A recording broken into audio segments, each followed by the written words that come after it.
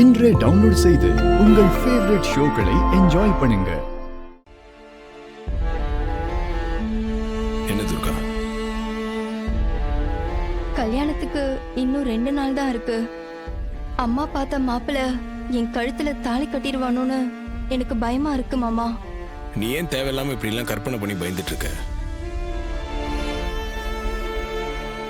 நான் நவீன் தான் உன் கழுத்துல தாலி கட்டுவான்னு சொல்லியிருக்கேன்ல, அப்புறம் என்ன? கல்யாண வேலையெல்லாம் ரொம்ப வேகமா நடக்கிறத பார்த்தா என்ன மீறி ஒரு பயம் வரதானே செய்யும். நீ இந்த கல்யாண ஏற்பாடுலாம் பார்த்து பயந்துட்டு இருக்காத. அது பாட்டு ஒரு பக்கம் நடந்துட்டு போகட்டும். நீ தைரியமா இரு, நான் பாத்துக்கிறேன். சரி மாமா, உங்களை நம்பிதான் இருக்கேன். எப்படியாவது எங்க 2 பேரையும் சேர்த்து வச்சிருங்க. இங்க உன் விருப்பத்தை மீறி எதுவுமே நடக்காது. நீ கவலைப்படாம போ. சரி மாமா. இதுதான் ரேவதி, கார்த்திக். ரொமான்ஸ் பண்ண போறேன் பாரு.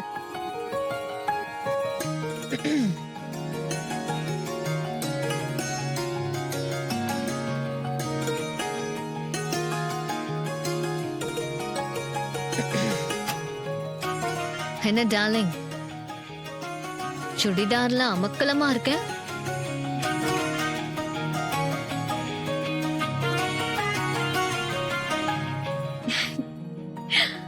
அப்போ இவ்வளவு நல்லா அழகா இல்லையா?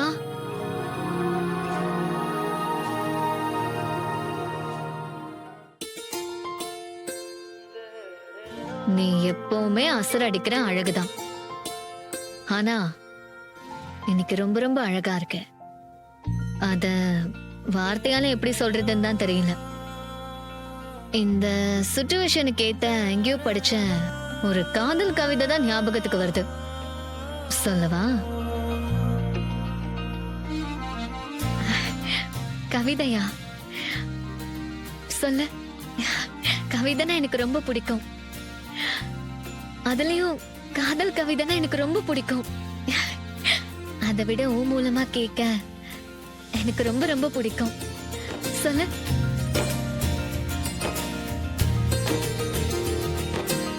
அவள் அழகை வர்ணிக்க வார்த்தை இல்லை. ஒரு வயலின் கொடுங்கள், வாசித்து காட்டுகிறேன். இதான் அந்த கவிதை. எப்படி இருக்கு?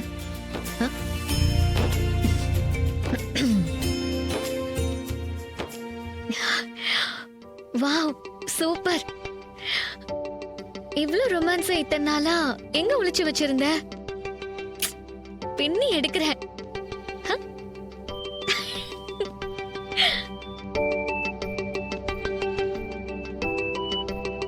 I love you, Revathi. என்ன சொன்ன? இன்னொரு தடவை சொல்லு. I love you, Revathi.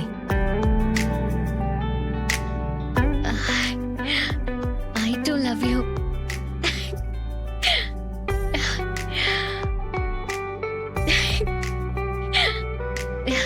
எப்படி?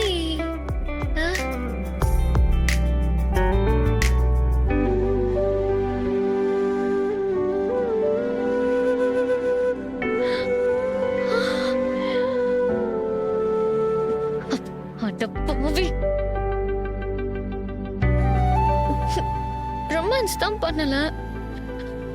நானே ரொமான்ஸ் பண்ணாலும் அத பார்க்காம இப்படி கும்பகர்ண மாதிரி தூங்கிட்டு இருக்கியே.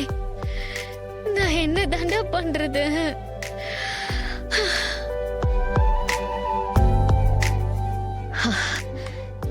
இருந்தாலும் இதுக்கெல்லாம் இந்த ரேவதி மனசை தளர்ந்துட மாட்டா. எப்படியாவது போராடி உன் மனசுல இடம் பிடிக்காம விட மாட்டா. உன் மாமா மவ.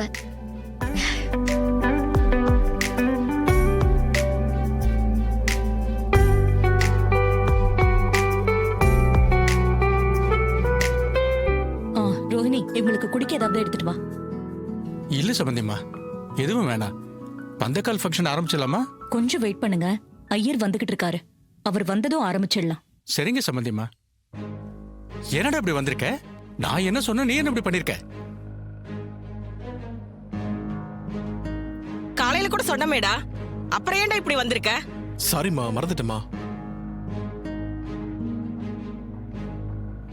என்னடா அப்படி மருதி?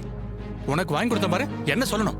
எங்க என்ன ஏன் மாப்பிள்ளை கிட்ட கோவமா பேசிட்டு இருக்கீங்க? இல்ல சம்பந்தியம்மா, பந்தக்கால் ஃபங்க்ஷனுக்காக 10 சவரன்ல ஒரு செயின் வாங்கி கொடுத்தோம். அதை போட்டு வராம மறந்துட்டேன்னு சொல்றான்.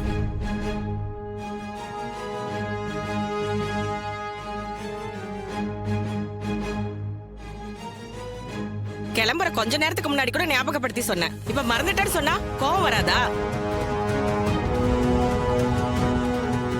இப்ப சகல கல்யாண செலவுக்கு பணம் இல்லைன்னு அத்தை கிட்ட இருந்தாலும் 5 லட்ச ரூபா பணம் வாங்கிட்டு போனா, இப்ப 10 பவுன் மகனுக்கு செயின் வாங்கி கொடுத்ததா சொல்றான்.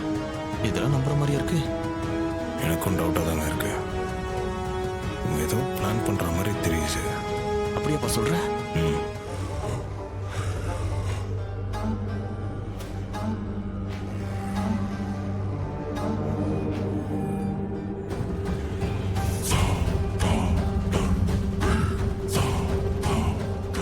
இவங்க சரியான ஃப்ராடு குடும்பமா இருக்கும் போல இருக்கு.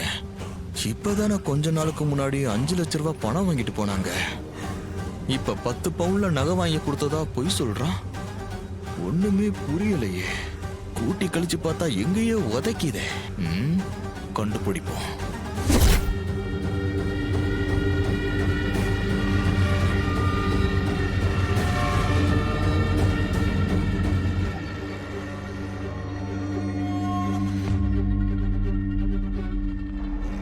நமஸ்காரம்மா.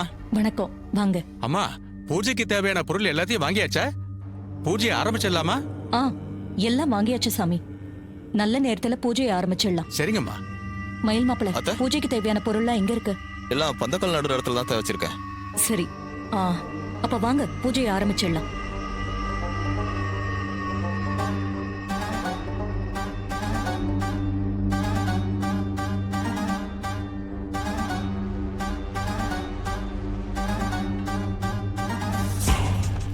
அக்கா ஏன் நிக்கிற? வா போலாம். வாக்கா போலாம்.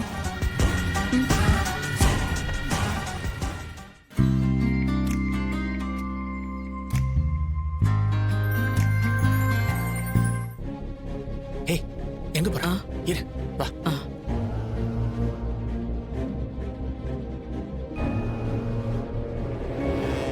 இந்த அம்மா கிட்ட எவ்வளவு பணம் நகை இருக்குன்னு பாத்தியா? ஆமாய்யா, நானே பிரமிச்சு போயிட்டேன். அவ்வளவு பணம் நகைங்க இருக்கு. அது எல்லாத்தையும் நாம சொந்தமாக்கிக்கிட்டா எப்படி இருக்கும்? நல்லாதான் இருக்கும். ஆனா அது எப்படி எடுக்கிறது? அந்த சாமுண்டீஸ்வரர் அம்மா பீரோவை பூட்டி சாவிய பீரோ மேல தானே வச்சாங்க. ஆமா, நானும் பார்த்தேன். நீ ஒரு சின்ன வேலை செஞ்சா போதும், எல்லா பணமும் நகையும் நமக்கு கிடைச்சிடும். என்ன செய்யணும்? நீ நேரா பாத்ரூம் போற மாதிரி போய் அங்க இருக்கிற சோப்பு எடுத்துட்டு வந்து பீரோக்கு மேல இருக்கிற சாவி எடுத்து அச்சு எடுத்துட்டு வந்துடு. ம்